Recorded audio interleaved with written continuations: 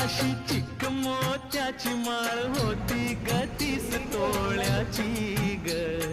चिक मोत्याची माळ होती ग 30 तोळ्याची ग. जसा गणपतीचा गोंडा चौरंगी लाल बावटा ग.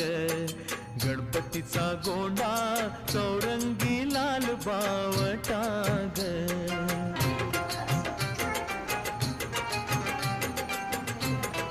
स्वागत, वेलकम भाइयों बहनों।